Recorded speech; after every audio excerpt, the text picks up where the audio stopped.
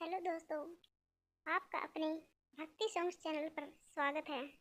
आज हम कामदा एकादशी व्रत की कथा का श्रवण करेंगे।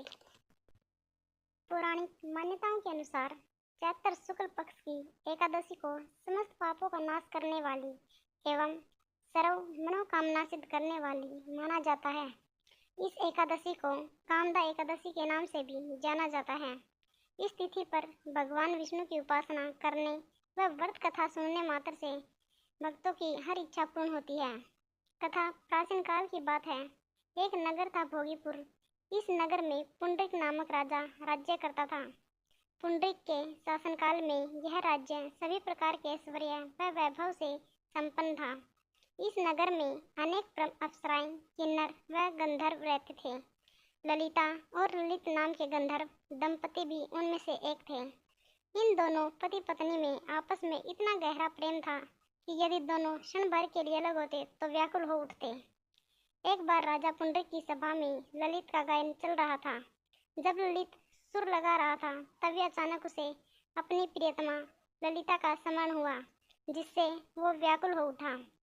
इससे गायन के दौरान लय में त्रुटि हो गई। तभी कर्कट नाम के नाग ने ललित की मनोदशा भांप ली और राजा पुंडरीक को गायन में त्रुटि होने का कारण बताया। यह सुनकर राजा कुपित हो उठा और बोला, अरे मूर्ख, तू मेरे सम्मुख होकर अपनी स्त्री का ध्यान कर रहा है। जा, अपने इस कर्म का फल भोग। मैं तुझे राक्षस योनि में जाने का श्राप देता हूँ। राजा के श्राप के परिणाम स्वरूप ललित उसी क्षण महाकाय राक्षस बन गया। उसकी नाक किसी पर्वत की कंदरा के समान विशाल हो गई। मुख से अग्नि निकलने लगी एवं गर्दन पर्वत के समान लगने लगी। राक्षस योनि प्राप्त करने के पश्चात ललित का शरीर 8 योजन का हो गया।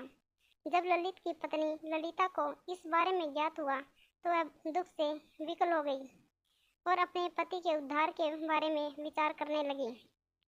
राक्षसी योनि मिलने के बाद ललित घने जंगलों के बीच भटकता रहता था एवं ललिता उसके पीछे पीछे व्याकुल होकर चलती रहती थी।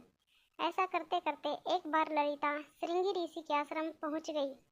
वहां पहुंचकर उसने मुनिवर को अपने पति को मिले श्राप के बारे में सब कुछ विस्तार से बताया और उनसे इस राक्षस योनि से मुक्ति पाने का उपाय सुझाने का आग्रह किया। श्रृंगी ऋषि बोले, हे गंधर्व कन्या, कुछ ही समय में चैत्र शुक्ल एकादशी आने वाली है, जिसका नाम कामदा एकादशी है। इस पावन एकादशी का व्रत करने से मनुष्य की सभी मनोकामनाएं पूर्ण होती है। यदि तू अपने पति को राक्षस योनि से मुक्ति दिलाना चाहती है तो मेरा कथन ध्यानपूर्वक सुन।